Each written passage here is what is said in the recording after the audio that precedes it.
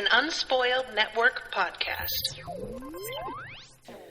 This is Spoil Me, covering Fullmetal Alchemist, episode 17, Cold Flame.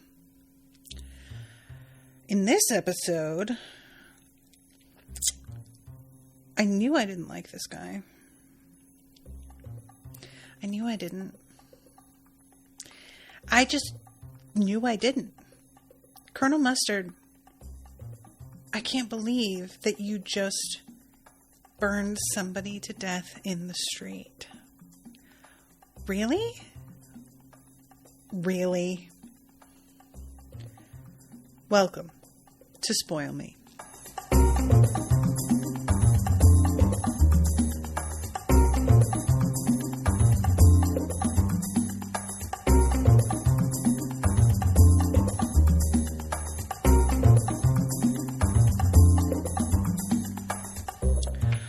Welcome to the show, everyone. I am Natasha. Thank you very much to Max for commissioning this episode. Y'all, look. I am still holding on to a false hope. I will confess I was holding on to a false hope in the midst of this episode. And if you were on the Discord, you probably saw my comment there about this. But initially, when it looked as if Maria Ross was dead, I was like, no, she's not. I initially thought she was for like the first second. And then I was like, would he really just do this? It feels so impetuous. And I decided what had happened was that somehow Colonel Mustang was in on this whole thing, the release of her from jail, in order to smuggle her out, because it looks like from the way that it was written in the newspaper, she has already been convicted of Hughes's murder by the time she's broken out of jail. So I thought, in my foolishness, that Colonel Mustang had figured out she was being set up and decided that the only way to really help her was to fake her death. And that was a different body in the street. Who? I don't know, but somebody else. And then we get the coroner saying later that he did a dental record comparison. Now, I can either take that at face value and accept that Maria Ross is dead,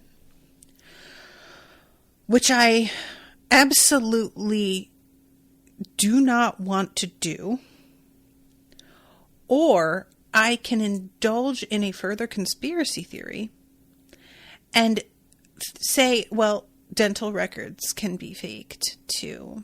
If you're going to do this and you know that they're going to use dental records and you're somebody who's like high up enough in the system, maybe you can just make sure her dental records are updated right before with the dental records of the body that you're using. I know. It's pretty far-fetched.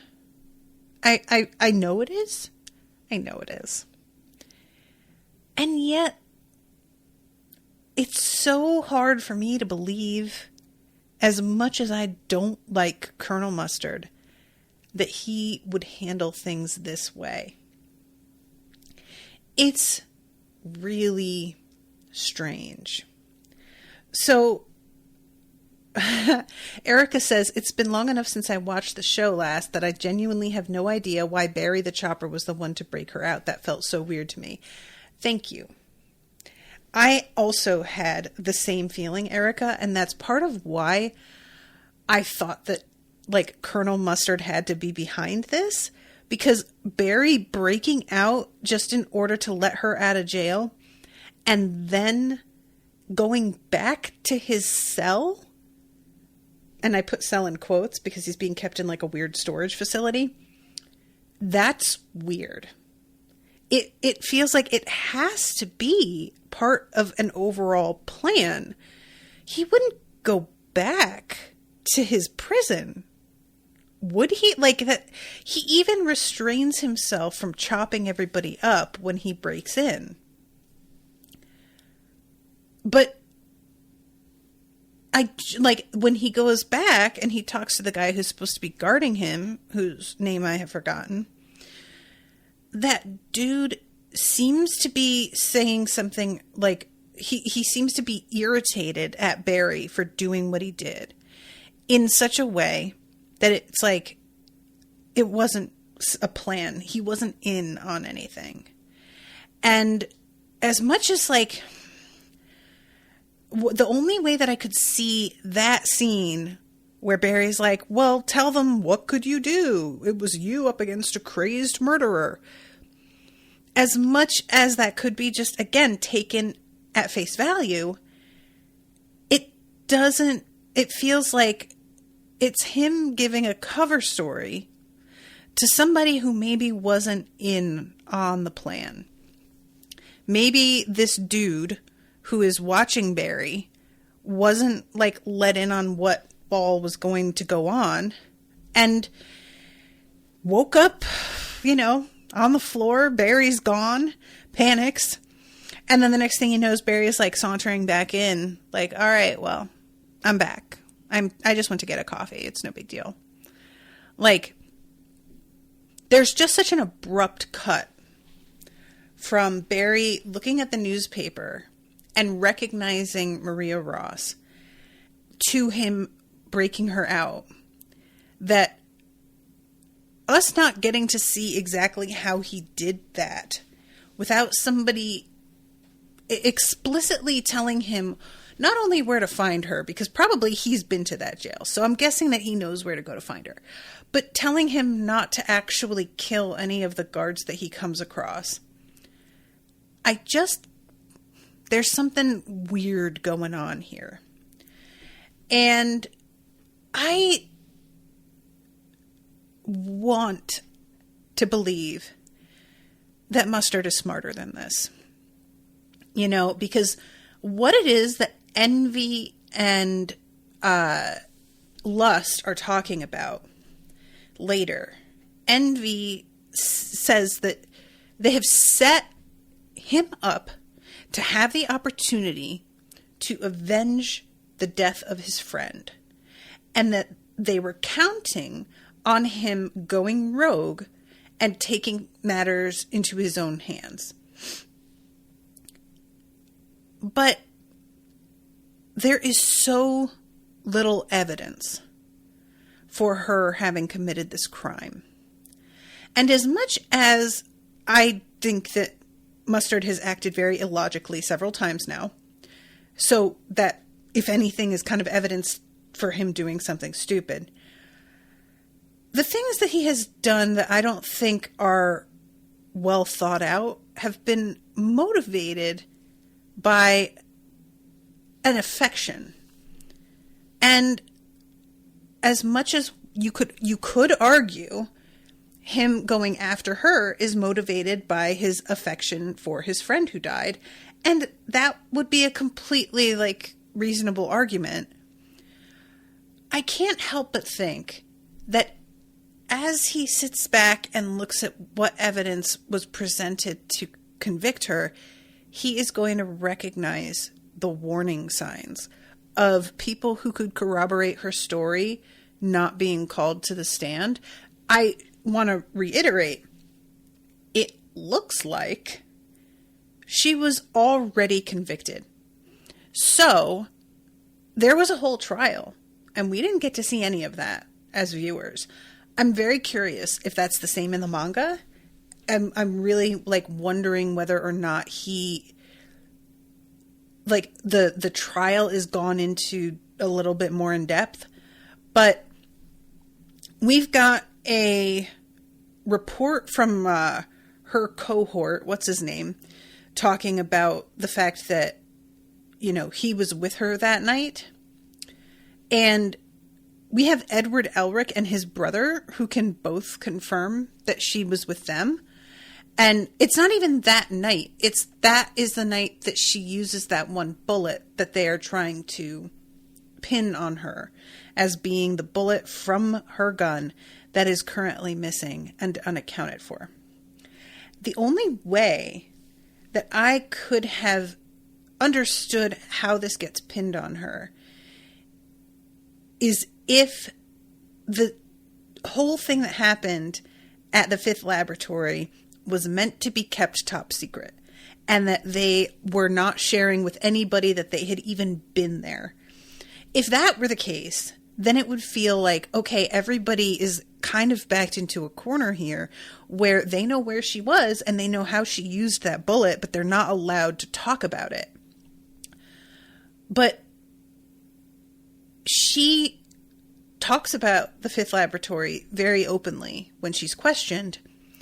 And later on, her sidekick there is the one who's talking about having filed his report about it, and that the bullet is accounted for in that report, and yet they're choosing to ignore it.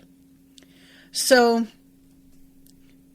that one bullet being missing, they are going off of that and only that.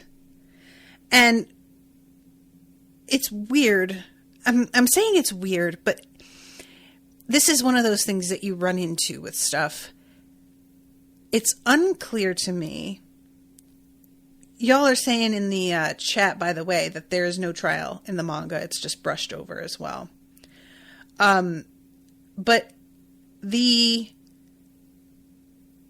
I'm assuming the type of gun used in the murder of Colonel Hughes is a standard issue weapon that all of these soldiers also have. So they're trying to pin it on her because it was fired from a .45. But literally any other weapon that these people are, like, it could be the only thing they've got is the bullet that is allegedly unaccounted for, except it's very much accounted for. So that's just poor police work, and it feels like I'm trying to figure out exactly how Envy set this up. Because I'll be honest with you guys, when Ross gets arrested at the end of the last episode, I had totally forgotten at that point that Envy turns into Ross when she's approaching him at the phone booth. Eventually, she like turns back into herself, doesn't she? She just like shows her hand, at least, as the fact that, yeah, I'm not actually Maria Ross. But I had totally forgotten that the disguise was using the appearance of Maria Ross. And so what I thought was going to be a thing, and don't laugh at me, because I know now that I stop and think about it that this doesn't make any fucking sense. But I genuinely thought what we were going to get was security camera footage of Maria Ross walking up to him with her gun.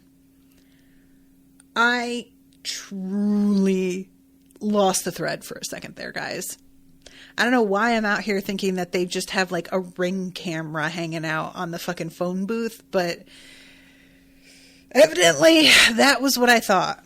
Or alternatively, eyewitness testimony from somebody who has no real reason to lie, and they would have seen Ross. They would have, like, if they came out and testified, I couldn't even be mad at them because they'd be telling the truth, you know?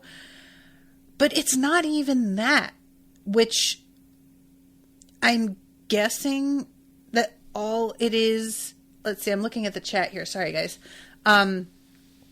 Tony says people saw her near the scene as well. Oh, do they say that? Thank you, Tony. Then I missed that. I missed that then. Ryan says goes from Ross into Hughes' wife, if I recall.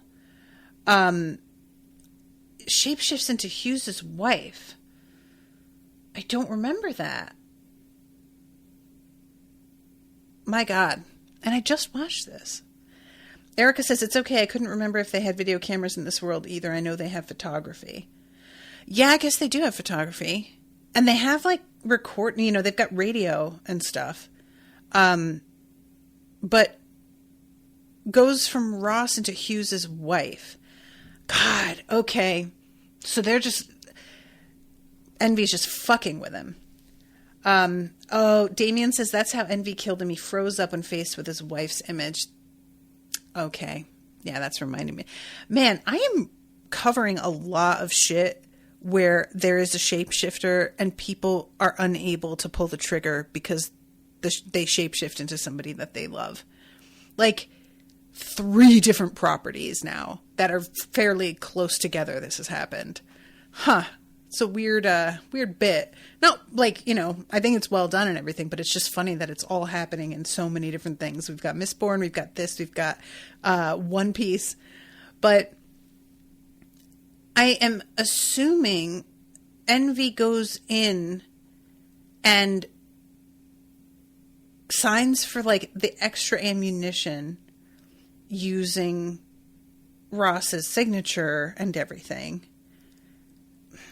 Envy wouldn't even have to do that because Ross did use that ammunition. It was actually gone because she had actually used that shot. So maybe Envy just like pulled some people's attention in that direction somehow. I don't even know how that would work. But what I'm saying is, there's a lot of people that they could have talked to that they didn't. They don't talk to the Elric brothers about this at all. They don't even know that she's like being arrested and put on trial until after it's over. They find out when they read the paper about her being convicted already, which truly is just, I'm not entirely sure why they aren't brought into this at all.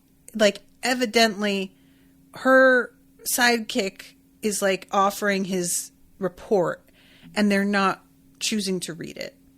So I guess if they're not choosing to look into his report, they would also pretend that Ed and Al don't exist, I guess. But it feels like somebody who is working on the Force has to actually be Envy, moving this investigation along and choosing not to look at evidence on purpose. And I don't recall seeing anybody transform back into Envy who was directly involved with the actual conviction. But again, considering how much I fucking forgot, maybe I'm wrong about that.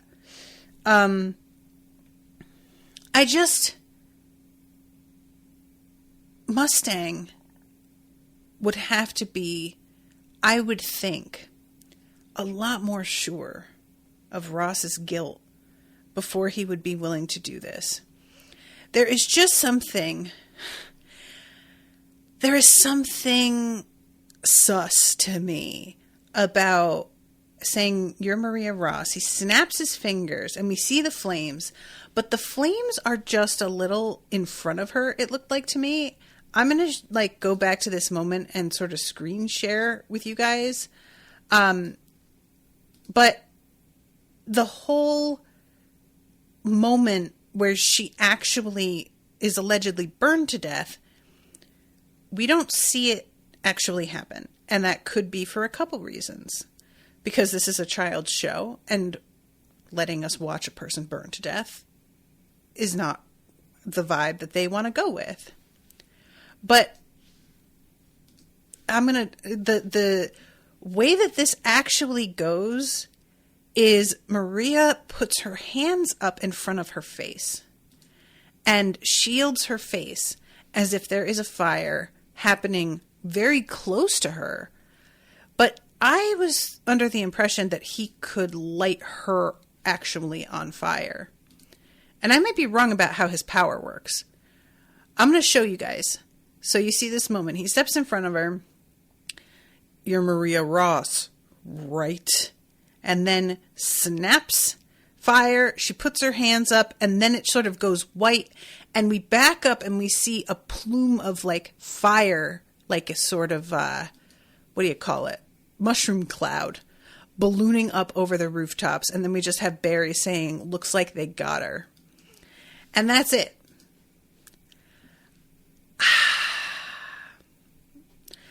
Look,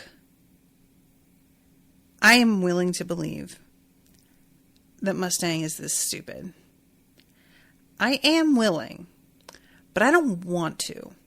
It's very, like, the whole thing with the last episode and him not telling the kids that Hughes is actually dead was so fucking foolish. And I really wanted that to be a one-off, poor judgment, caught up in my affection for these kids sort of moment. But if he really fell for this and went out and low-key committed murder with this very paltry evidence, I am not only going to dislike him as a character on GP, I am going to lose all respect for him. And I had very little to begin with, granted, because I just did not like him from the start. But that would be him being so easily manipulated that there's not really any coming back from that for me. Like, then you're a fucking clown, man.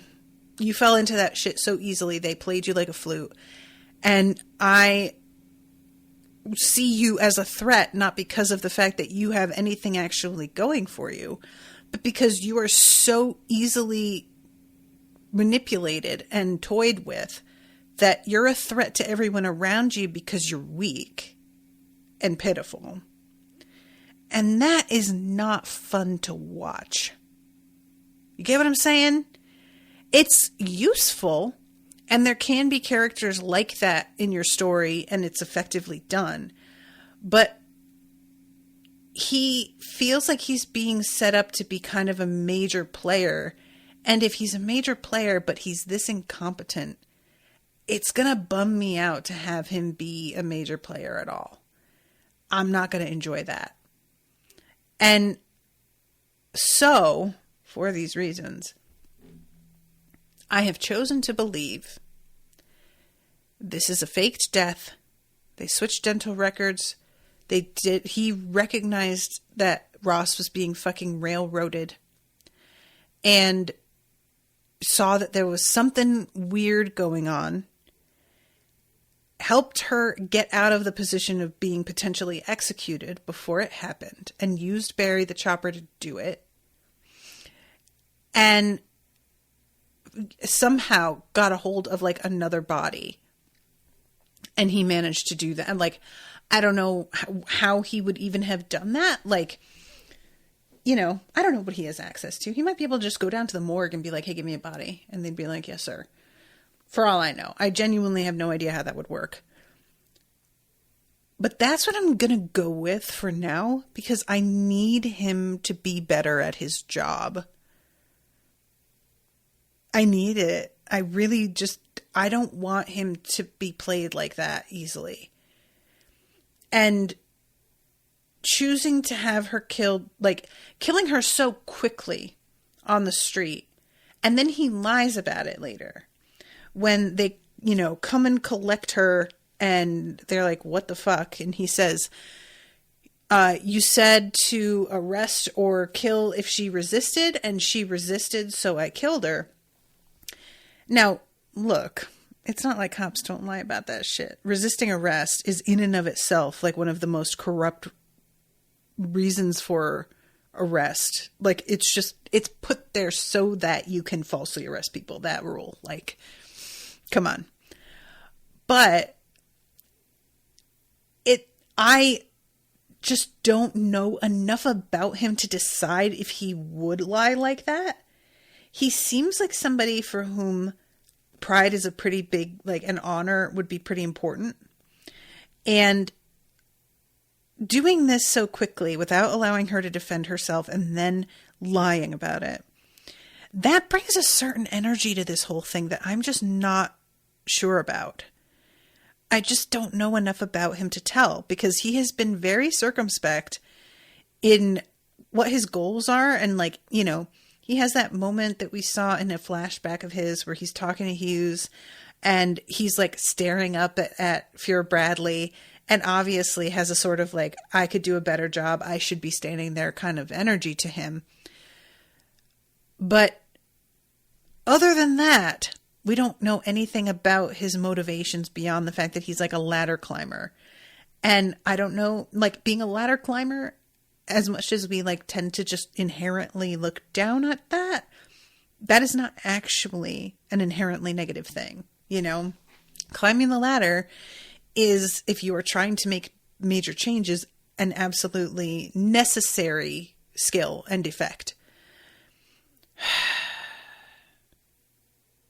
It's such a, like, it's such a combination, guys. I need him to be better at his job. I don't want to believe that he's this easily manipulated. And also, I don't want Ross to be dead. Ross deserves better than that. At the same time, I will say, having this plan actually work and Ross, who I've grown to like, be killed this sort of unceremoniously, it is a little bit badass in terms of like writing. It's just so unexpected, you know? So I like, the thing I would have much less of a problem with Maria Ross actually being dead than I would with Mustard being this easy to manipulate. That's my order of like, I want to believe that Maria is alive, but if she's not, that's not as big a problem. It's really about this dude and his decision to like follow through with this the way that he does. And the way that it's cut so that we don't see it happen. And overall, the fact that Mustang was onto the fact that there is corruption. He knows that Hughes was beginning to figure something out and he was killed because of stuff that he had begun to learn. That's why he called him from an outside line. So maybe if he saw Maria Ross beginning to be railroaded, he recognized that if I'm going to do anything, I need the people who are part of this conspiracy to think that I have fallen for their shit and get her out of there somehow. Maybe he's smarter than I am giving him credit for, and this is part of him playing the whole like long game and doing a bigger picture thing. Because the way that episode ends is Armstrong bringing Ed onto the train and Al is being separated from him for some reason. And him saying to himself, good, now they're out of the way. And smiling in this way that I know is supposed to be pretty like threatening, but it could just be, I'm glad that these two who might have given me away because I like behaving a certain way with them around or in front of them was going to be tough. That factor has been removed from the plan. That could be what it is because like Ed and Armstrong are both pretty fucking vocal about like, how could you do this? And Hawkeye is a goddamn bamf because she's just like, I'm filing for leave. You're going to give it to me or no? Okay, bye. And slams the door.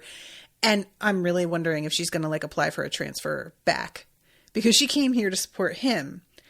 I also could see if that was a setup. I don't know how much anybody is like aware of. You know, maybe he told Hawkeye what his whole plan was and she's like, all right, and then I'll behave as if I'm leaving in protest, you know? Guys, there's just so many layers of maybe that's not true, though, that I could go through, that I just sort of wind up spinning in circles. Let's see. Damien says, Japan has some really strict laws on certain types of violence. I don't know if immolation would be allowed on screen. Erica says, is it spoiling to talk about how Mustang's alchemy works? Ryan says, I think they will explain it later, so probably shouldn't have chat explain it. Michael says, I'm trying to think of mustard puns. So far, none of them pass mustard. I just keep threatening to ban Michael, and he keeps on not taking that seriously. And, I mean, I guess that makes sense since I have, like, never actually followed through. But I might have to really, like, make my point.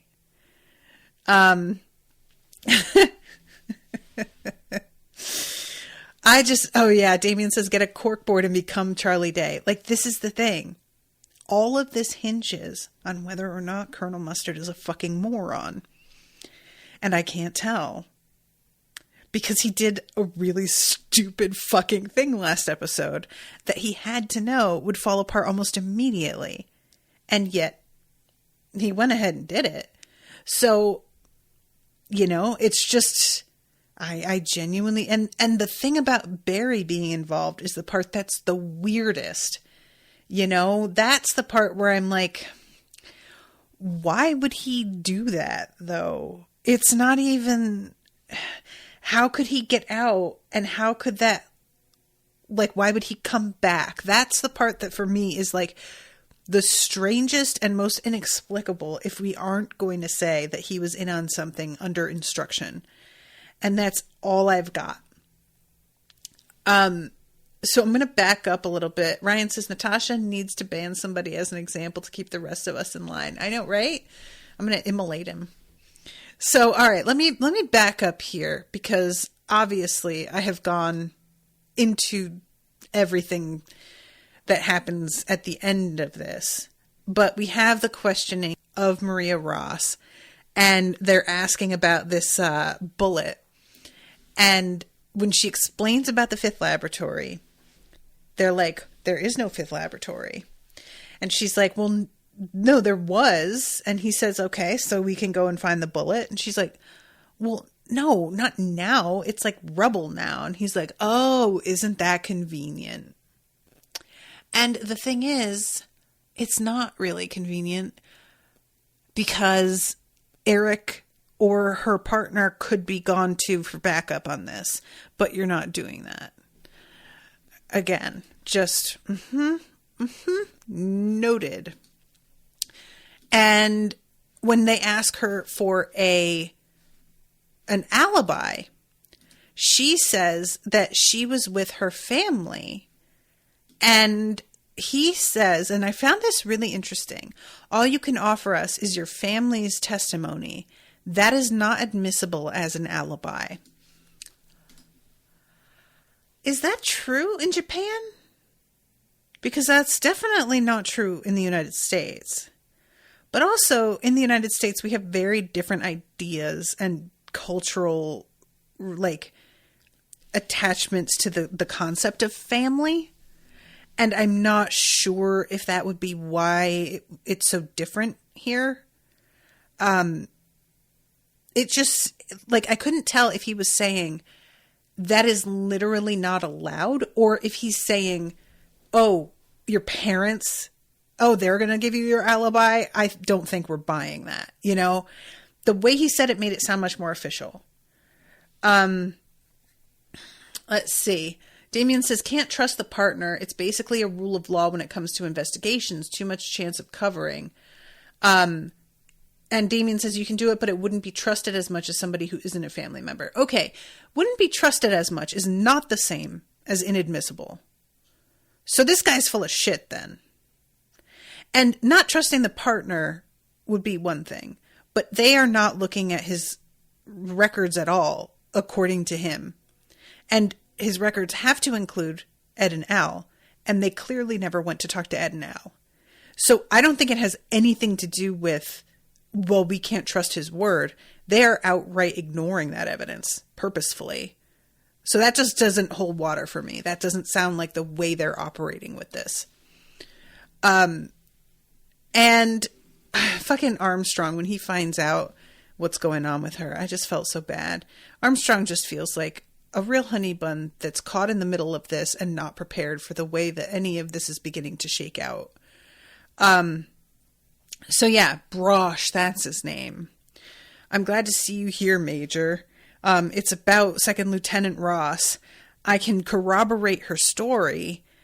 We both fired a round from our weapons to defend the Elric brothers.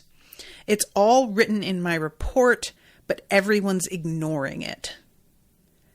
So that's, that just feels like a completely different thing. If the thing about something like that, you may not trust her partner or her family, but they would still be a factor that then the jury decides whether or not they're believable enough. But granted, this is like a whole military thing, and I don't know how this works. Like, would this be something that's a court-martial where there aren't jurors? I mean, I don't know if even with that, you might have like military peers as a jury. Like, I don't know anything about how that works. So the way that a murder investigation like this would normally be handled, it would be like, okay, those seem pretty thin as far as alibis and explanations go, but they exist and we have to present them, and it's up to them to decide whether or not it seems strong enough to hinge the whole case on. And they're clearly just not doing that. And this is when Armstrong is just like, wait, they're framing her. Like, even he isn't stupid. He can tell something's going on here. I also have to mention, too, that I like that the title of this episode is Cold Flame, because clearly that's meant to be about Mustard and his being a flame guy, but also being ice cold. So there's a conversation here, and this doesn't have anything to do with that part of the plot. But Winry and Ed and Al are hanging out in like the dorm room, I guess, or hotel room. I'm actually not sure. And she's asking Ed what it is that he's going to do next. And he is really struggling with Hughes's death, with next steps that are going to like be effective, but not cause problems for anybody else, not get anybody else hurt, but also not give up, because his widow specifically requested that he not do that. And he asks Winry what she thinks he should do. And she's genuinely like, you've never asked me for advice before, but I gotta tell you, this is pretty scary. I've never been involved in anything like this before, and knowing that this is something that you guys are dealing with, and like how many times you've been injured so far, I mean, you could die, and I would just be here, and it would be like my mom and dad, and it's almost more than I can handle thinking about that. Sometimes I just wish you would give this whole thing up. And I really appreciated this because we don't really know about Winry or her history. So her saying that, I live in fear of losing people that I care about because that happened to me already and it was the fucking worst. I really liked this being addressed for her. This felt like some character stuff that I wasn't really expecting, because I don't know, it hasn't seemed like she's super important to the main plot outside of what function she serves, repairing his automail and everything. And I was glad to see that she's being given something more here. And she sort of like stops and is like, look, I want you guys to get your bodies back and everything. Like, it's not as if I think that's not important, but I honestly don't know what to tell you. I don't know what you should do, because I am worried about you, and I partially do wish that you would give this up. But also, like, it sounds pretty fucking important, And this is when Al says, wow, Winry, you're being so nice. And this is such a great bit, because Ed is listening to her get really, like, vulnerable for a second. And he seems a little bit startled at how real she's being. And then all of a sudden, these two start just like beating on each other.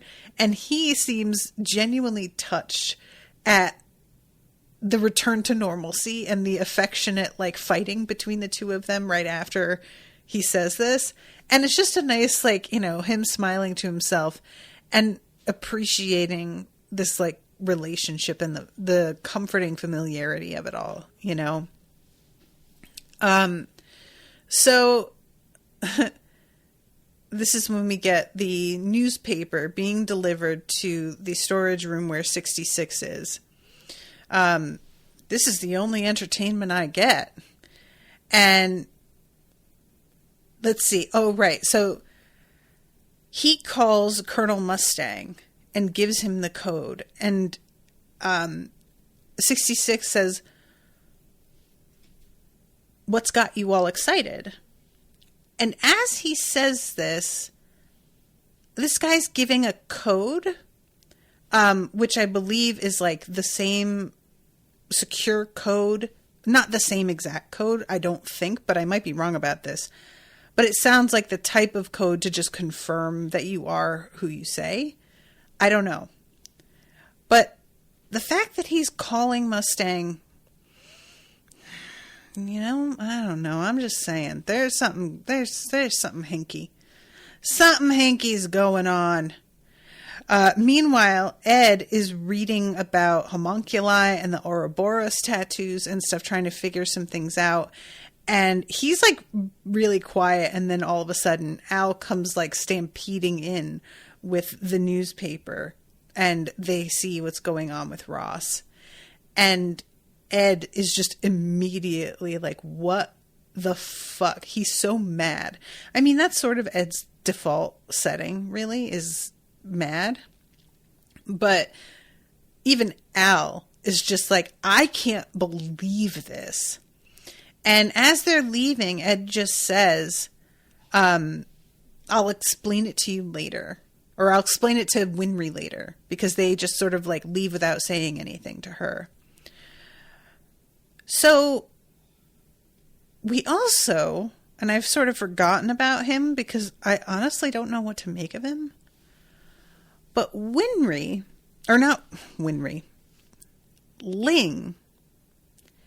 is sort of a major factor here. Once Barry decides to come in and break her free. And it's a weird situation. First of all, Ling appears to be lying about his age. The guy is asking, is it true you're only 15? I'm assuming that this is meant to be like a bit of a joke about the fact that if you're a minor, you aren't going to be charged as an adult, or you won't be like handled the same way somehow. But I'm not positive about that. Again, I don't know about the differences in laws, so I'm doing all of this from like a very American perspective. So Barry comes in, and it's really something, guys. He is like covered in armor, and they are just firing repeatedly. And it is doing absolutely nothing. The guns don't even dent him, one of them says. Which I was a little bit surprised by. I don't know if that's a side effect of your spirit being directly bound to the armor or not. But yeah, he says this would be a lot more fun if I was allowed to cut him up.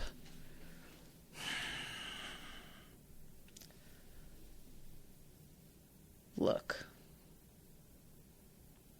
Allowed. I'm just saying. So then Ling, hello, strange armor ghost man?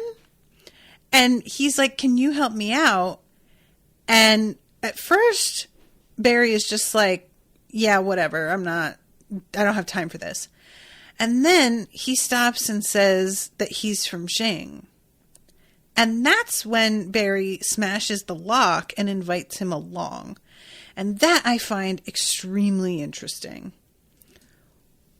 Why is that what caused him to stop and let him out? What's the deal? Does he have like background there? Is that what's going on? I don't even know. So then they go to Ross's cell. And guys, can I just tell you how sort of heart-wrenching it was to just see her sitting on the cot, staring like sort of hopelessly at a midpoint in space.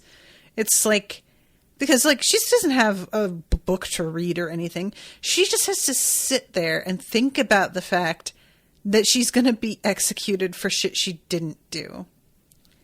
And I don't know, man. There was something about the way that was drawn. It was like sort of so understated that felt really poignant and sad to me. So this is when Barry comes in and he says to her, I think about the hole you put in my hand every day, just like the hole you put in Hugh's. And she says, it wasn't me. And she says, it can't be. So she doesn't know she's been convicted yet, I guess. Maybe she isn't sitting there thinking about how she's about to be executed. She acts like she doesn't know that this is going on. I don't know. But again, I think about the hole you put in my hand. He is actual physical evidence of her having discharged her weapon at that scene. And Mustard is the one keeping him separate from everything else. He isn't in a proper cell. He's being kept secret. Okay. That's it. She's alive. She's that for me, that's the nail in the coffin. Is that her explanation of where her bullet is? There is no way Mustard doesn't know that is true.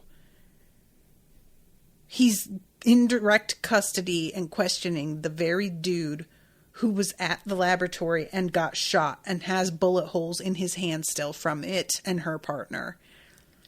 All right, that's it. I'm saying it. She's alive. I'm calling it. If she's not, this is going to make no sense. Here we go. So he says, stay here and be killed for murder or bust out of this joint with me. Which will it be? And she just stands there for a moment and says, how is this happening? Isn't there anything else I can do? And then we just have Ling popping up and going, doesn't look like it. And honestly, Ling, why are you here? What are you doing here? What is your deal even? I don't, So they're in the midst of figuring this out, and she's in a spotlight. I have no choice. Mom, Dad, please forgive me. And she's surrounded by sparkles, and then very abruptly, all right, fine. You better know a way out of here, metal boy. So then we cut to this dude who is in charge of the investigation. And he says, notify everybody that Maria Ross is broken out. Again, I don't really know what the deal is, except that maybe he's Envy, but we don't actually see him transform into Envy at any point. So, I don't know. Like, the thing is, it's hard to know how high this goes, because up until recently, it looked like Envy and Lust were trying to work things from the outside in. But now we know that the Fuhrer is Wrath. So if he's at the top, he can like finagle shit so much more. And it would be something that I would like, nobody would be willing to contradict him. I wouldn't think, based on the way it seems like he works here. I don't know. So Ed and Al run into her in the street, and Al and Barry point at one another and both say, hey, you're that guy. And they begin fighting. And I was just like, well, you guys sort of seem like you're on the same side at the moment. It would be cool if you just didn't, like, you put this aside for the time being. And Ed is trying to get her to stay and talk about what happened with Hughes. And 66 Barry is telling her, go, or else they're going to catch you. You need to hide in the shadows. Which feels like she's being herded in the direction of Mustard on purpose. Like he is making sure she goes down there and scaring her into it in direct opposition to Ed trying to keep her around. So, yeah. And this is when Mustard just steps into the scene and snaps his fingers. And we see the flames sort of exploding in front of her. Everything goes white. There's a mushroom cloud of flame. And then the guys on the outskirts are just like, wait, what the fuck is going on? And we have a little bit more fighting between Al and Barry. But Ling winds up running off with Barry. And Al is just like, Ling, what are you doing with him? And Ling just says, I'll fill you in later. So then we go to the alley. And Ed is staring at this body that has the bracelet on it that Maria had on. And this is where I was like, oh, well, that's so easy. Just switch the bracelet for somebody else. You know, like that would be a really easy thing to fake. But then we have the dental records thing later. And like I said, that could be faked. I think that that's like doable. But, you know, that's certainly like an extra step. And I feel like it would be tricky. And Ed is asking what happened here. He says, guys, what happened here, Colonel? Tell me! Fullmetal Alchemist. A woman is dead. There's a smoking corpse. Can you not Fullmetal Alchemist me right now? I swear to God. I want somebody to do a montage of the line that happens right before the Fullmetal Alchemist. Because every time it's some incredibly dramatic, emotional shit. I like... It takes me out of the moment so bad. I was watching this with Owen and he burst out laughing and I was like, I can't even blame you for that. So we come back.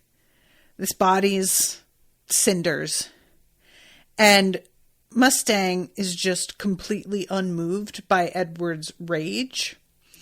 Ed is just saying, why?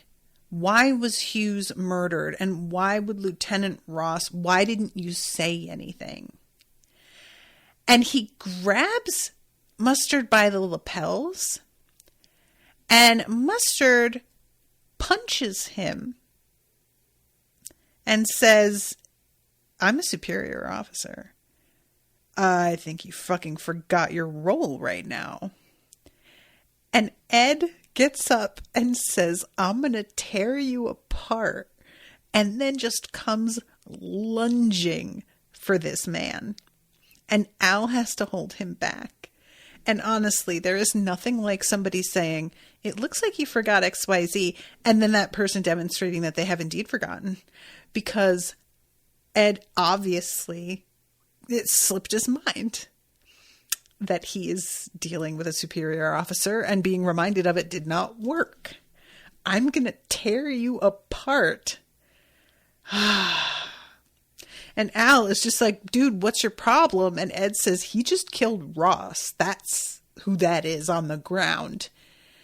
And Al is suddenly, all of a sudden himself like, wait, he did? So yeah, our orders were shoot to kill. So I did. I apologize about hiding Hughes's death, but you don't argue against orders or ask for explanations. You just follow them. That's what it means to be a soldier. And then we cut to the scene being examined and photographed as a crime scene. And it turns out nobody is really happy with how this went. I was kind of surprised. The guy who's the head of the investigation is called Douglas, evidently. And Douglas is like pretty fucking annoyed, it seems like, with the fact that Mustard killed her, which did surprise me a little bit, because it seems like if you were just going to execute her anyway, what I'm trying to say is, if Douglas knew that Maria Ross wasn't actually guilty, then his irritation with Mustard would make a little bit more sense to me, because it would have been out of line. But they were planning on executing her anyway, you know? So it surprised me that he seemed as annoyed as he did. Like, if anything, I would have expected him to encourage lethal force. You know, I don't know. And he says that, I know that the Brigadier General was a good man, and he was a friend of yours.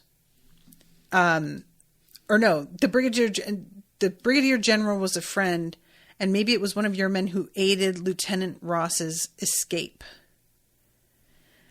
Which, I don't really follow, if this dude just killed her, why he's thinking that.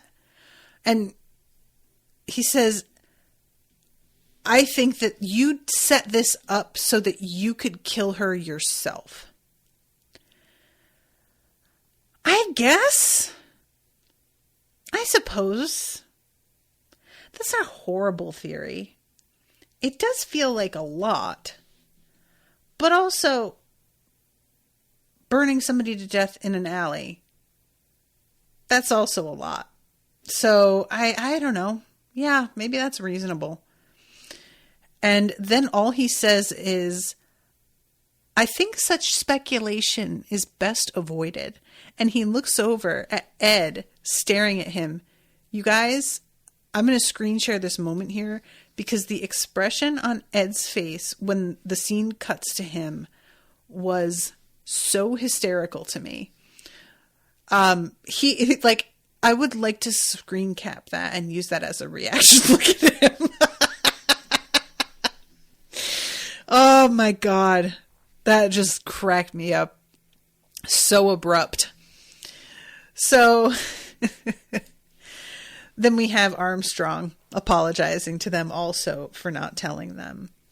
And this is when Ed does the whole "it's my fault" thing again. And I'm just like, ugh, don't you start now. And everybody is like shitting on on Mustard in a way that I frankly don't mind. This dude, the coroner, comes out and is just like, wow, so was it worth it? You got your vengeance, you creep. I thought that you were a hero based on your exploits in the war, but then you fucked up. And he calls her this little girl, which honestly is like sort of not cool either. But he follows it up with, "it makes me sick." And then we cut to like Ed's face again. And it is very obvious. He has lost pretty much everybody's respect. And Armstrong even is like, this doesn't make any sense, dude. There is no way that Ross did this. She was like compassionate and kind and thoughtful. There is just no, why would she? Like, genuinely, what are you even talking about? And Roy does not respond to him. And this is when we cut to Envy and Lust talking about what happened. And Envy is considering this a win because of the fact that a wedge has been, put between him, driven between him and his people.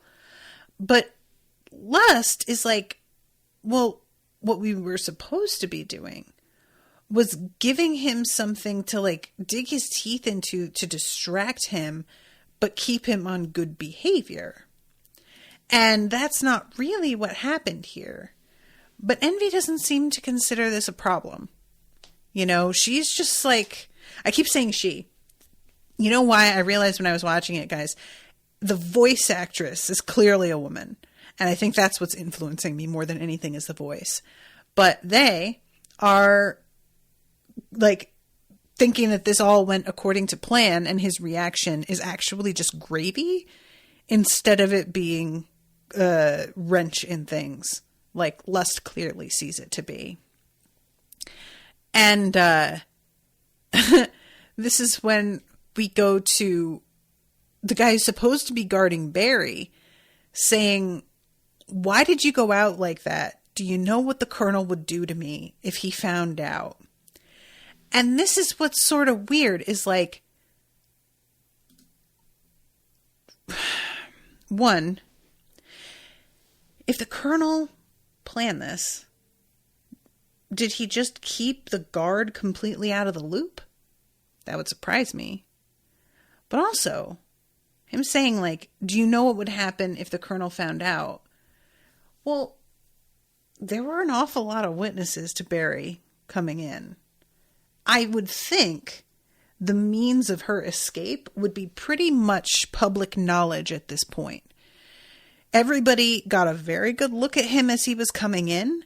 They shoot his helmet off and find out there's nobody inside the suit of armor. And he's explicitly said that, like, he isn't allowed to kill these guys. They're just down and unconscious. So he has to know, right? I mean, and Ed and Al run into him in the street. He says, "Pipe down, will you? Nobody saw me." And I'm like, that is patently untrue. That was like 20 people who saw you, actually.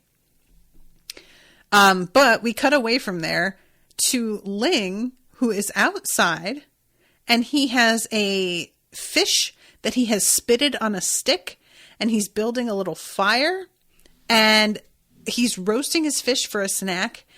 And when Barry's like, "What are you doing?" he says, "Building a signal fire." And just as they're saying, there's no way that's going to work, his two people show up. And he just says, "Wow, impressive response time."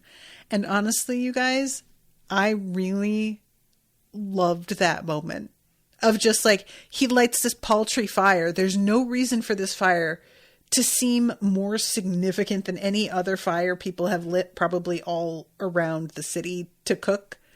But for whatever reason, it worked. They're here.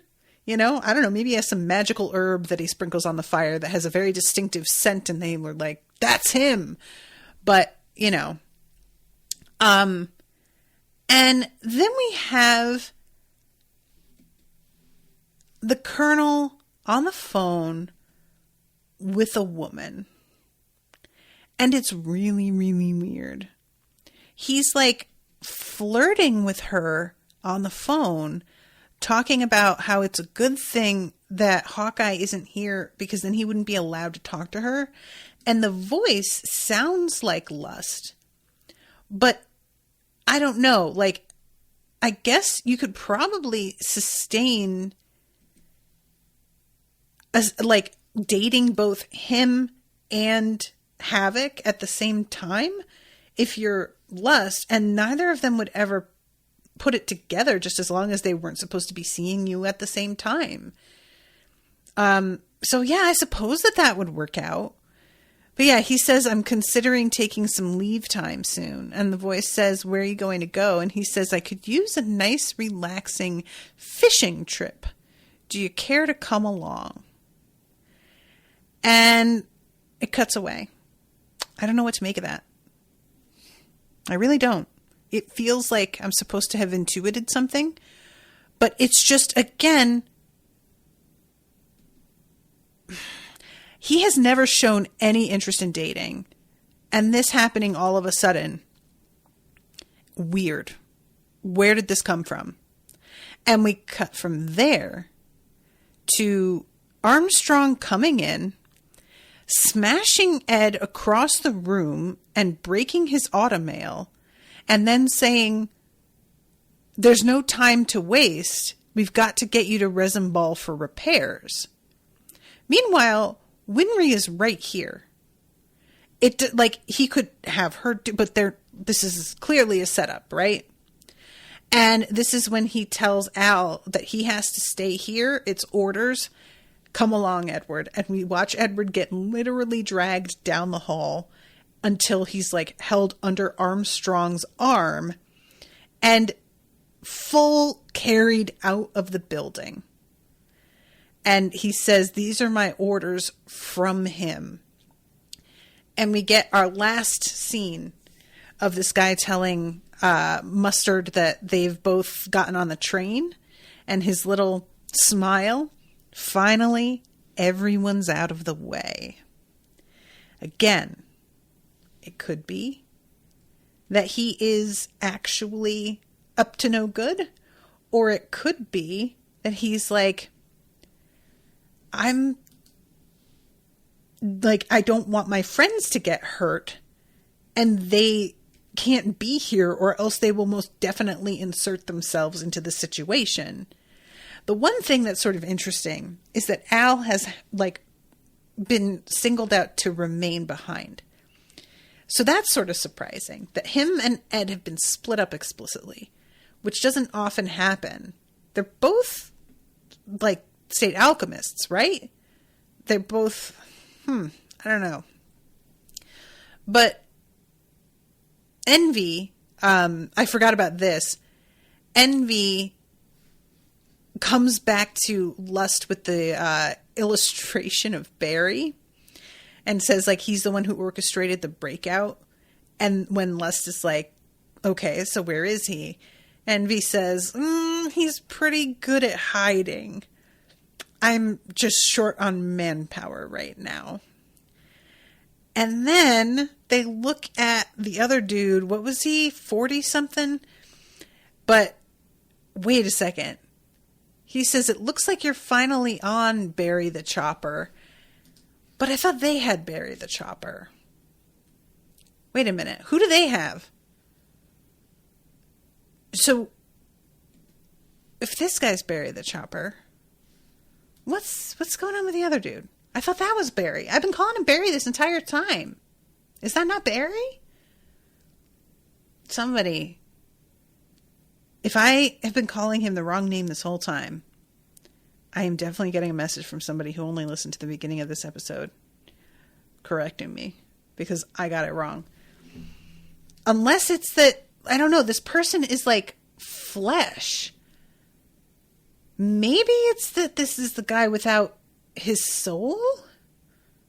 So his body is still alive? I had assumed that the body would die. That's fucked up. Damn. I don't know.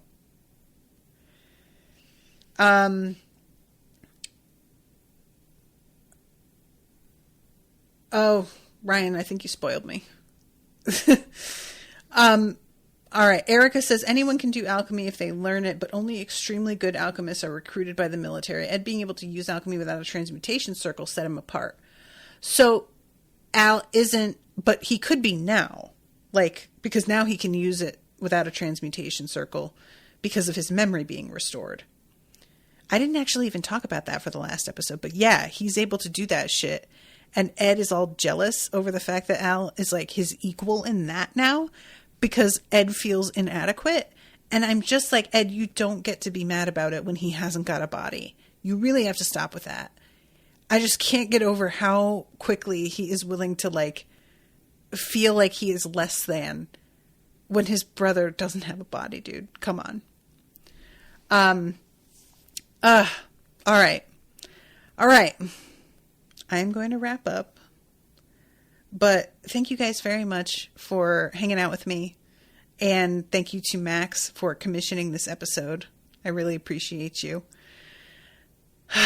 I appreciate you, but I also like hate you, but I also appreciate you, but I also hate you. And I will see you guys soon with a new episode. Until then, toodaloo, motherfuckers.